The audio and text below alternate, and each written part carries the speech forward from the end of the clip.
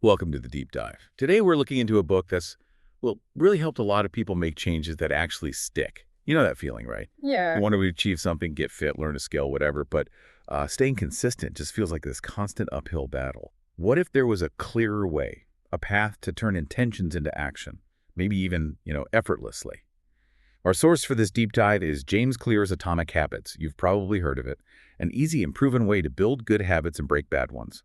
Came out in 2018. It's a big one in self-help, productivity, behavioral science, too. Around 320 pages, give or take. Yeah, it's huge. And our mission today really is to give you a shortcut. We want to pull out the core wisdom from it, focus on the stuff you can actually use, those actionable bits, and maybe some surprising ideas about how habits actually work. Right. And what's so interesting about Atomic Habits is this paradox it explores. Yeah. How these tiny, almost invisible changes, when you do them consistently, they can lead to genuinely remarkable results. It seems counterintuitive.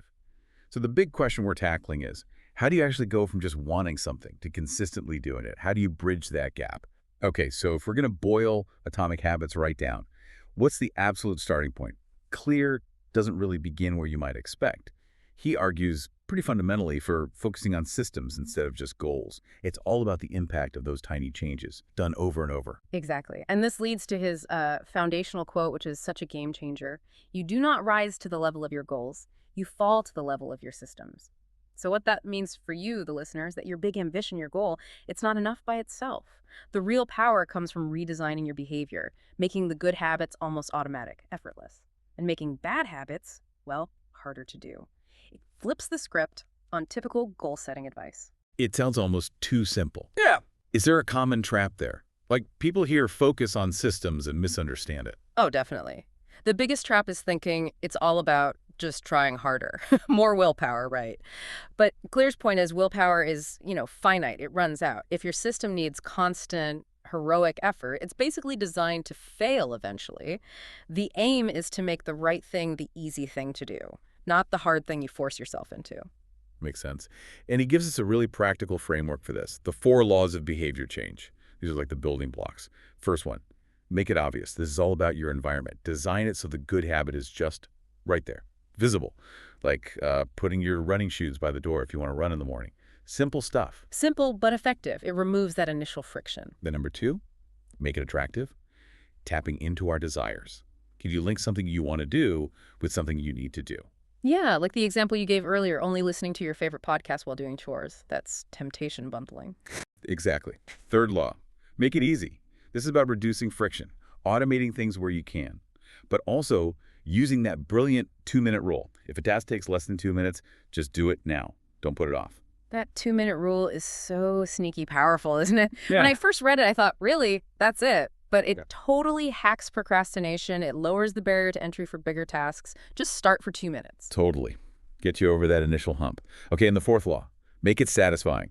This is critical. Our brains love immediate rewards.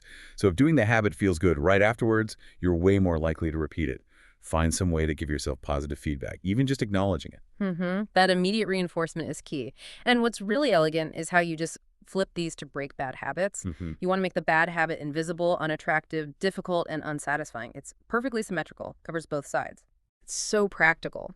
Which brings us to, what makes this book so effective? Why did it resonate so much? For me, it's just how actionable it is. Clear gives you actual tools, not just ideas. Things like habit stacking, adding a new habit onto one you already do. Like after I make my morning coffee, I will meditate for 1 minute. That kind of deal. Exactly. Or designing your environment, like we said, making good choices easy. These are real tactics you can use today. And I think another strength is how he explains complex stuff, neuroscience, psychology, in really simple terms. You don't need a science background to get it. He makes understanding your own brain feel, well, achievable, Yeah. less intimidating. Yeah, totally agree. And maybe the most transformative idea for me is the whole identity-based habits concept. He used the example, I'm not trying to write, I am a writer. That shift in focus Yeah. from the outcome writing to the identity being a writer. It changes everything because, like he says, every action you take is a vote for the type of person you wish to become. Suddenly, every small choice isn't just about the habit. It's about defining who you are. That's powerful stuff. It really is. And linking that to the bigger picture, you see how broadly applicable these ideas are. Fitness, work, mental health, relationships, money, Yeah. anywhere you want to improve, these principles fit. And importantly, it's grounded in science, behavioral psychology, real studies.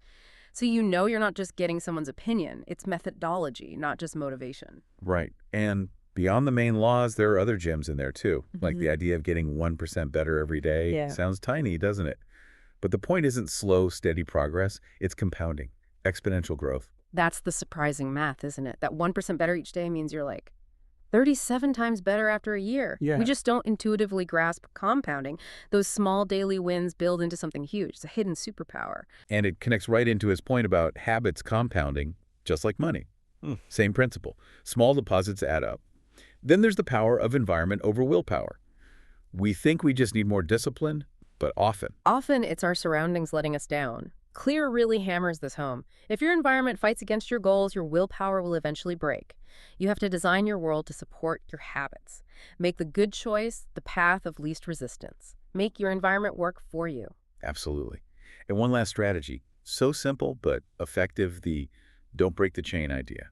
Habit tracking. Just marking an X on a calendar each day, you do the habit. Yeah, that sounds basic, but seeing that chain grow, Yeah. it's incredibly motivating. You don't want to break it. Build consistency. Okay, now we should be balanced. No book is perfect. What are some of the criticisms you hear about atomic habits? Some people do find it a bit repetitive in places, or that the examples sometimes feel stretched to fit the main idea. That's fair. And while it mentions science, it's definitely not a deep academic text on neuroscience or psychology. So if you're looking for really rigorous, detailed science, this probably isn't the book for that specific need. Also, and this is important, the results take time. It requires patience. It's absolutely not a quick fix, which ironically is kind of the whole point, right? Lasting change is gradual. Good points. Yeah. But despite that, the impact, Yeah. it's just undeniable. What is it, over 15 million copies sold now? Something like that, yeah. It's constantly topping the charts for productivity self-help, endorsed by, top athletes, CEOs. And you see its influence everywhere online, too. The whole community around it, the habit tracker apps it inspired. It really has shifted how people think about changing their behavior, moving away from just brute force willpower towards smarter, system-based approaches. It's genuinely changed the conversation. So who is this book really for? Who gets the most out of it? Well, pretty much anyone wanting to build good habits or break bad ones, obviously. If you're chasing productivity, maybe you're a student, an entrepreneur. Fitness folks, creatives. Yeah, anyone feeling stuck in a loop of starting and stopping. If you want clear, actionable steps, a solid framework, this is for you. Right. But maybe not ideal if you're after deep scientific detail or expecting overnight results. Manage those expectations. Okay, so our final verdict on Atomic Habits. I'd give it a solid 9.5 out of 10. It really is a must-read if you're serious about lasting change. It doesn't promise magic. What it does is give you a clear, actionable blueprint to master the process of becoming who you want to be. Yeah, and it brings it back to that core idea from the book. Big results don't require big changes. They come from small, consistent improvements. That's the essence. So here's something to think about. If every small action you take really is a vote for the person you want to become, what kind of person are you voting for? Starting today. How are those tiny, daily, atomic choices shaping your future self, maybe in ways you haven't even considered yet?